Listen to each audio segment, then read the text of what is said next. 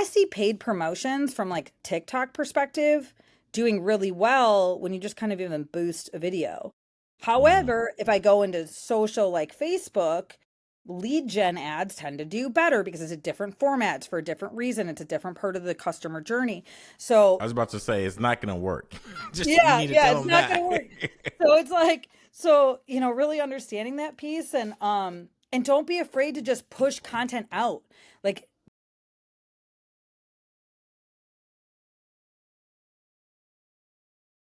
Hey, what's up, my people? Welcome back to Let's Talk Marketing with In-Depth Podcast, where I'm your host, Nathan Webster, and I got a special guest with me today, Amanda Farley. What's up?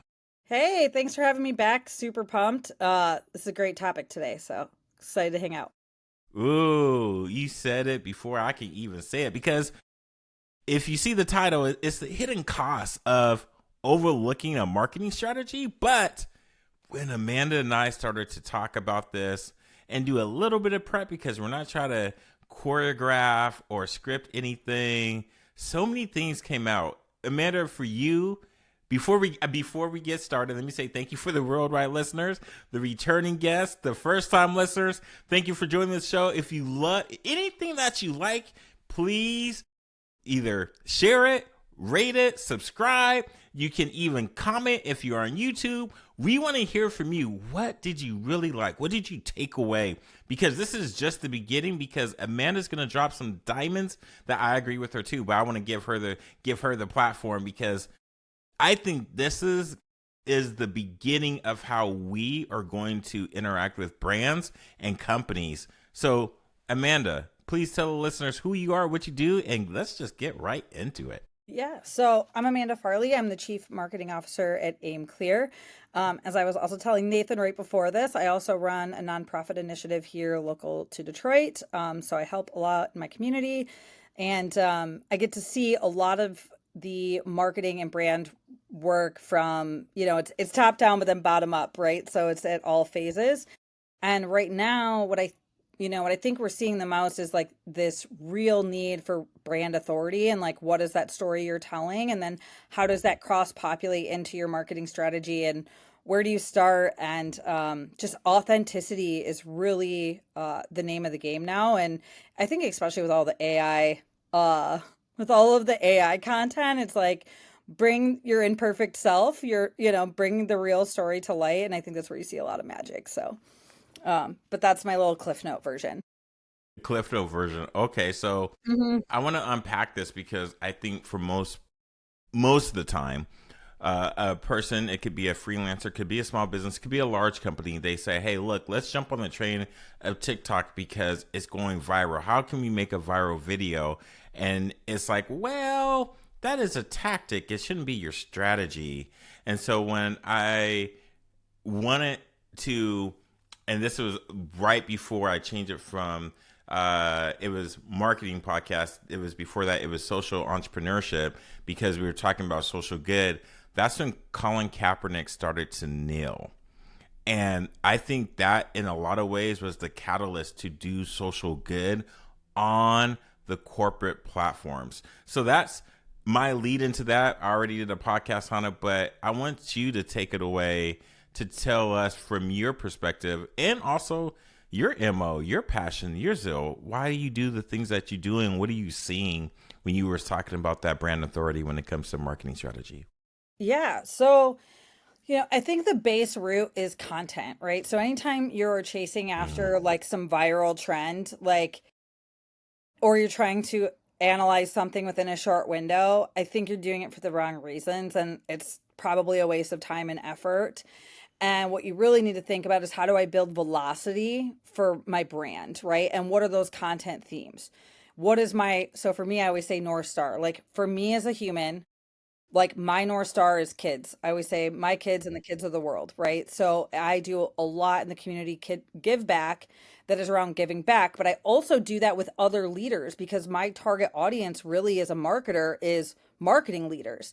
And what's been amazing is to watch this integration happen between marketing leaders that want to do good and then the things that I feel passionate about in my community and then there's this like overlap that's just been really awesome. Like, and again, I'm using me as my own personal brand, but I think each of us have to do that within our companies to some degree, right? So there's like, yes, I'm innovating in AI. Yes, I'm working with these amazing leaders who are doing different things, but I also still am Amanda Farley as a personal brand.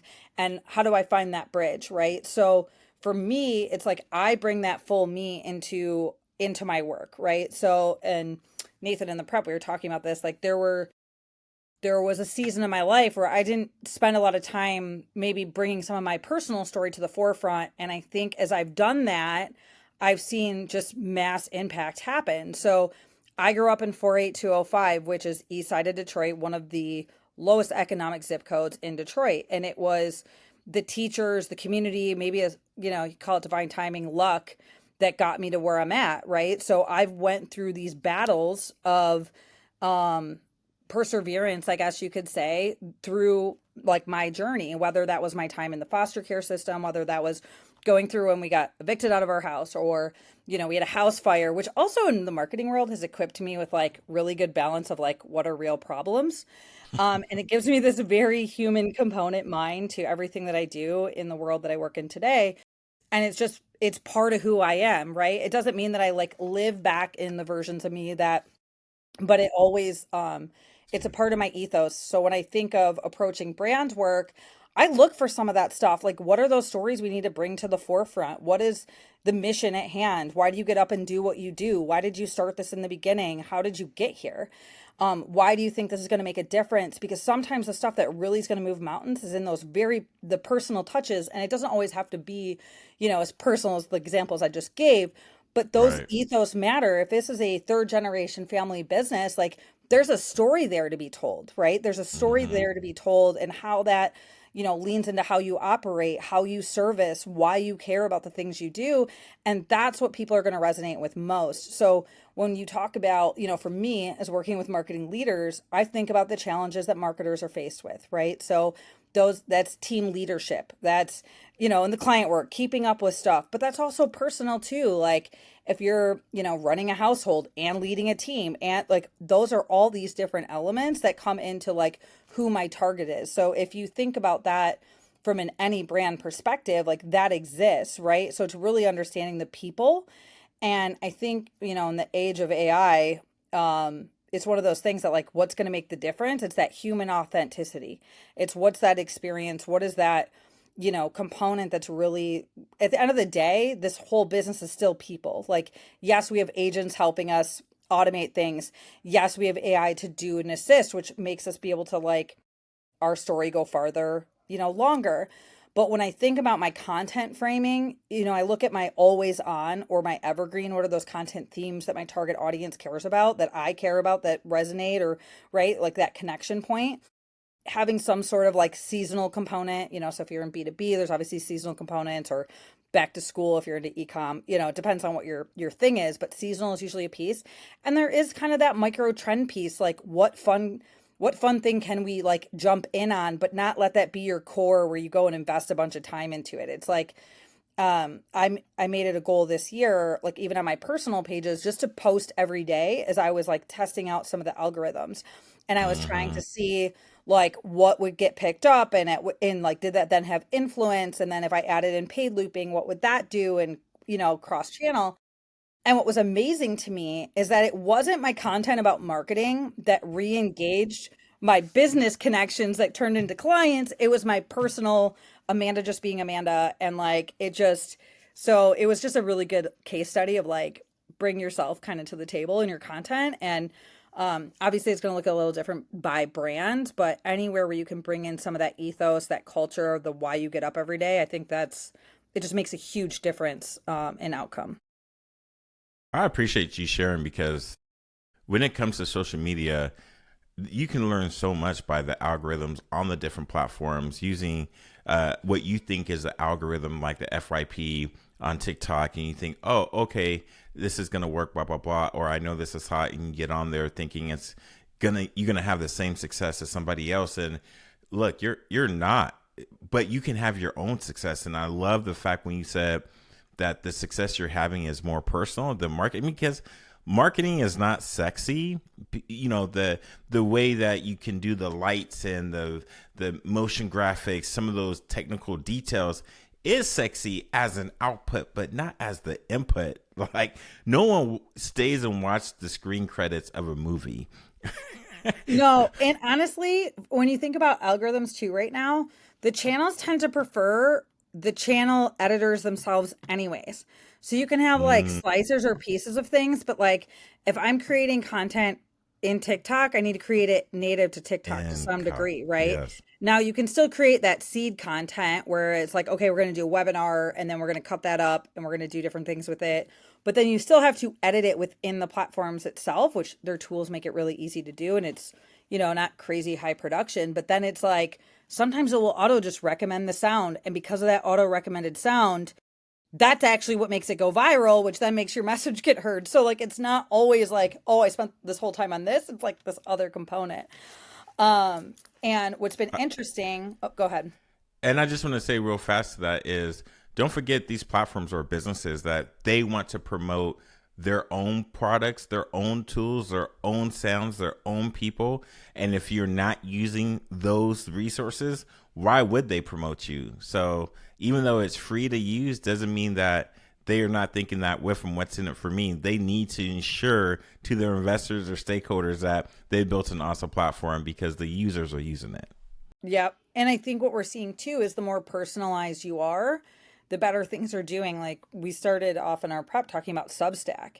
And I think Substack Hmm. is really taking off right now because it's non curated media induced, right? It's like a direct to the, like it's audience direct to the creator, right? It's another form of that. And it's like if it's too AI generated, everyone knows, and it's kind of like, man, like that's probably not it. Like, so it's like more of like bring yourself to the table, even in the Substack environment. Like, and again, not don't use AI for the assist to help you, work smarter, but at the same time, like authenticity is really what's starting to crush it on that platform, and that one's been a lot of fun to kind of see too. Um, so And thinking about, oh, and go ahead. I just and just to add in there, there's nothing wrong if you want to be a purist. If you don't want to use say AI, but I will say you're not going to be able to have the same type of fun and be in the know of the trends as what's happening on what's on the cutting edge if you don't participate in it. So I kind of think of like you can use a screwdriver, but there's a drill out there that I'm sure it's going to get the job done a lot faster, and you'll be able to have more time to enjoy some of the other things that's going on with the project rather than only doing one element of the project. So I'm glad you mentioned that. And before we get into distribution anchors, I want to talk a little bit about how do you humanize your content. So I trained Mm, AI. I have an agent, and then I also have like style rules that are for me, my voice. And I did that by sending it content that was my voice. So meetings I was in, actual content that was unedited. And then I had it like tell me what it learned about me. And it was awesome. It was so cool. I'll give it to you. So you prompt description, you are channeling Amanda Farley, a dynamic fusion of a CMO, artist, community builder, and mother. Your mission is to create strategy that doesn't just scale business, but transform communities. It learned this on its own. So anyone that knows me would be like, yeah, it's pretty freaking spot on. You blend sharp marketing acumen with creative soul rooted in Detroit's grit and greatness. Your insights are crafted through data, art, humanity, and fearless belief in doing good work for good people. Style instructions, tone, professional yet vibrant, optimistic and personable. Voice, speak with clarity and confidence. Use first person when appropriate for storytelling. Think boardroom with a bit of street art. Values to weave in community first thinking, equity and inclusion, talent development and empowerment, boutique agility versus agency skyscrapers, belief that great work stems from great people living fulfilled great lives. And there's more. But wow, that's pretty deep for yeah. AI. So anything I do, I run it through my own set of rules. So whether I'm trying to do, and then I obviously do self editing and adding and things, but it's me, right? Like the only way that it knew that was me is because I trained it on me and I wanted to make sure it was always me, right? I didn't want it to sound prefabricated. So there And the smarter, like the more you give it, the smarter it gets, right? So whether it's like a professional email or I'm working on something for personal social, like it's running through me. And then we also have, which I won't go into because there's like 87,000 lines of like our compliance stuff with and our brand guidelines with Aimclear, but like there's brand guidelines at Aimclear that I also run against. So if it's like, okay, I'm running this for it's me, but it's Aimclear branded item, I'm going to mash those two things together to make sure I'm compliant, but I still sound like myself, right? So Mm. those are things that I think in content development, like the more that we bring that to the table. So when we think about how do you bring your brand voice, like it doesn't always have to be you have to custom write everything, but how do we train, kind of our own assist really in who we are and how we show up. So no matter what content platform it's on. Um, Mm. This has which been by the way, deep. Nathan, if you want me to show you how I did that, I can do that. Oh, you want to do Yeah. a quick screen share for the folks that, or maybe I don't know if you can do it. Yeah, I probably don't have time to get into all of it, Okay. but if you go into creating your own GPTs, that's kind of that's where you go to train. But we could do something where we do that. I'm totally down. Um, Okay. Maybe for next time, because I think folks don't understand that you do have to train it, you have to engineer it, but it's not as hard as it is, but it's not going to take like 2 seconds either. So you got to spend some yeah. time. Yeah, and it's in the setup, right? And like continuing to train it over time. Like I've done this for, certain client personalities and disc profiles and all kinds of fun stuff to help me with formatting. It's a good time. Mm. So the second piece of this, and we could probably talk, in depth about each piece, but I do think it's important to look at the content distribution, right? So content is the key, right? What is those framed key messages? What are the things your audience cares about, right?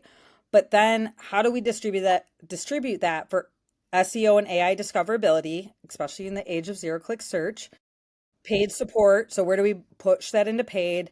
How do we create even integration into like social media, sound, hashtag clusters, and human signal amplifiers? Like I think that's another piece, no matter the size of the business, to really understand is the human signal amplifiers are a huge difference maker right now and how search and AI is like really kind of all interweaving. So if you're on social channels and you're posting content, you're like, oh, I only have like 10 people that view it all the time. Viewers aren't the thing. Impressions are not the metric. Traffic is Uh, not the metric. uh, It's uh, uh. quality. It's quality, right? It's the quality.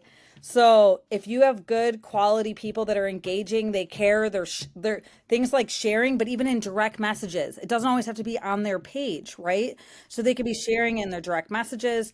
That all ties back to your brand handles, which ties back to your website, which gives you brand authority. So you have to think about what are those human signals. So if it's reviews, if it's the community building I'm doing within different channels, which obviously is going to look a little different, right, by channel, but don't try to be the same on every channel 100%. Like make sure you're kind of catering to that channel. So you'll see, and again, my personal case study one, I just because as I've been like testing certain things out, like it just is fun for beta testing for me. But like the topics might be similar, but the formatting and the style of the content evolves for what that is, and even the formatting of it. So it's like creating that seed content really is like the key. Like, what are those top, if you could define top 3 to 5 things that you want to be focused on, like start with two if you want, right? Like, I want to talk about leadership content, or I want to talk about B2B problem solving, or my retail experience, like whatever those things are, like define your couple, like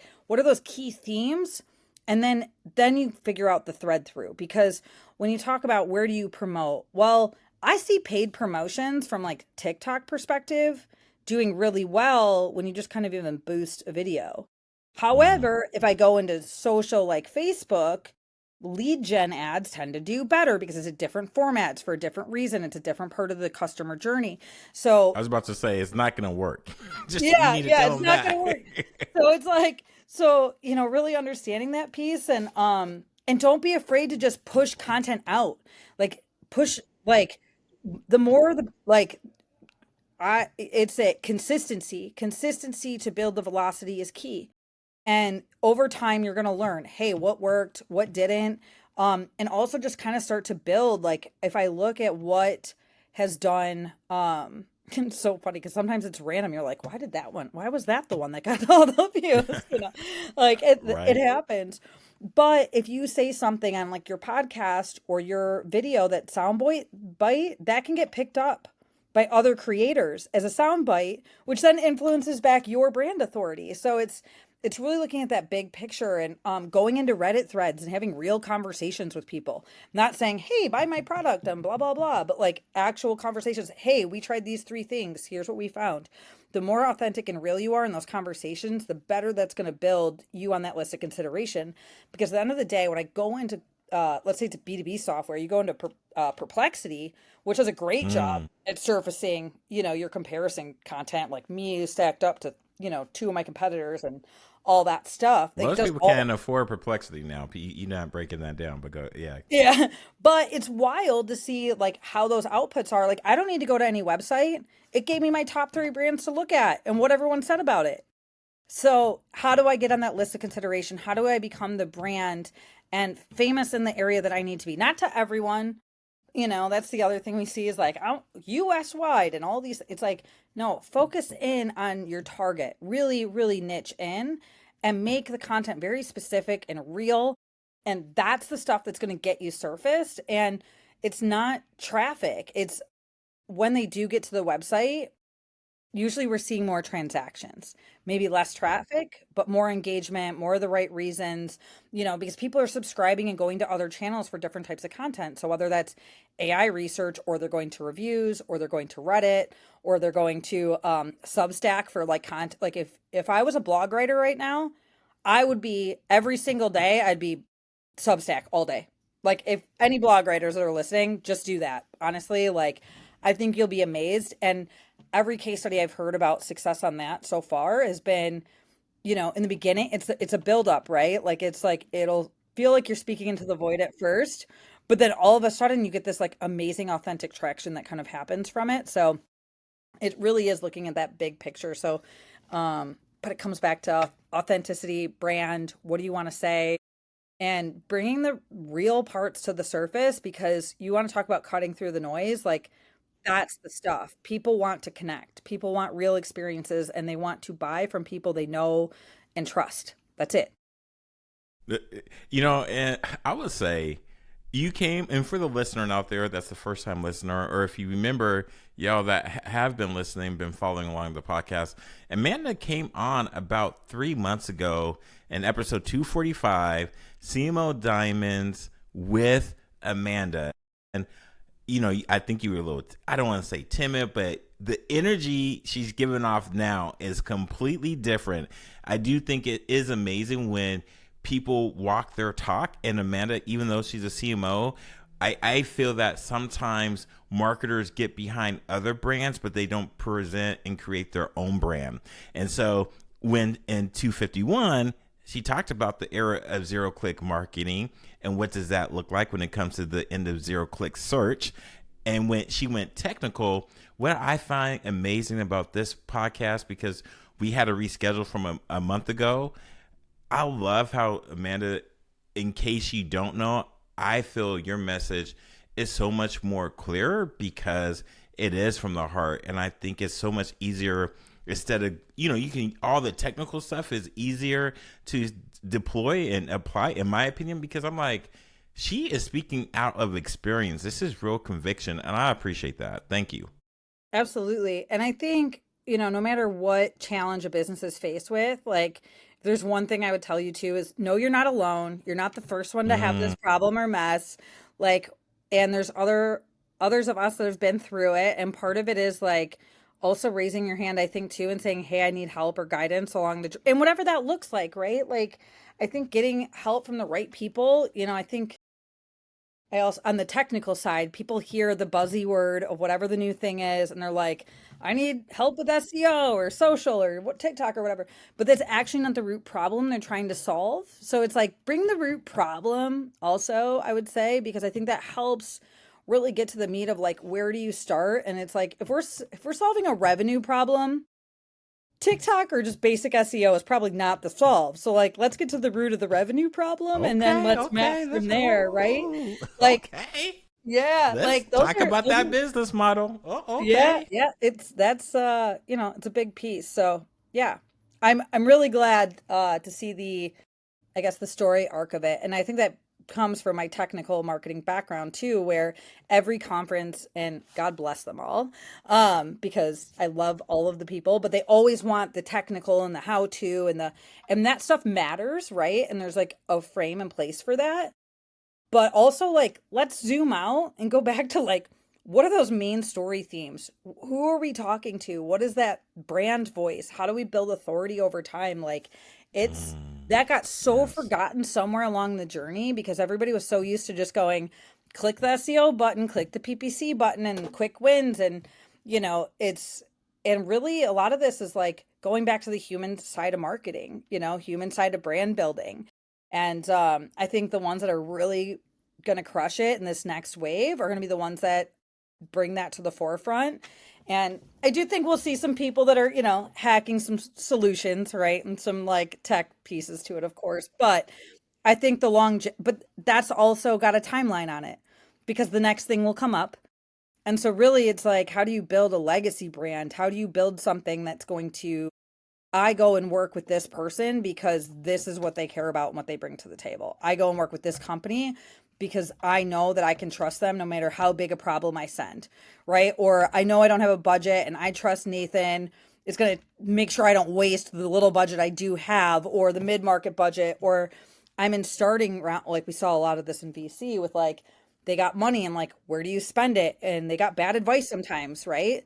So and it's like so where do you go when you're at those different stages to work with people you trust to help build, grow, address issues and as long as I've been in marketing, I've also been in business. And when I think about each stage of the journey, like there's some level of predictability to, it's people, process, communication, right? There's all these different pieces that kind of go along with that. And um, who are your key players that you bring in during those different phases? And also not everyone needs to be, the Ubers of the world, right? Like it's like what do you want to be? What kind of Preach. life do you want to live? What do you care Stop trying to about? copy, man. Yeah. Please stop trying to copy. Yes. Like it's yeah, bring your true self in and amazing things kind of happen from that. All right, Emma, we are so way past time. For those that want to get in contact with you and can't wait till the next time you drop diamonds and they want one for themselves, where can they find you at? So you can find me on LinkedIn, Amanda Farley, and also Aimclear. You can go to amanda@aimclear.com. That works. I'm also A Farley DET on both TikTok and Substack. So if you want to check me out there. Gave the email and the social handles, okay? I did, yep. Hey, as always, I appreciate you. And man, even in this, it's like, you think you know something, and I got to learn it all over again, but using your personal story. And I want to say thank you for coming on the show because I appreciate that. Absolutely. Thanks again. Looking forward to next time. Absolutely. And so for y'all heard it first here on Let's Talk Marketing with Ndub. If you loved any of it, please subscribe. If you wanted to ask her a question, Amanda is subscribed. Make sure that you comment and she will comment back. Or if you just say, hey, look, I'm going to reach out to her directly. I'm going to put it in the show notes so you can have access to her and follow her on the TikTok, the Substack, the channels, LinkedIn, because y'all, look, it starts with connection. So don't be scared to connect. So Amanda, thanks again. And then so until next time, y'all, I wish y'all nothing but the best. So dream big and Godspeed. I'm out.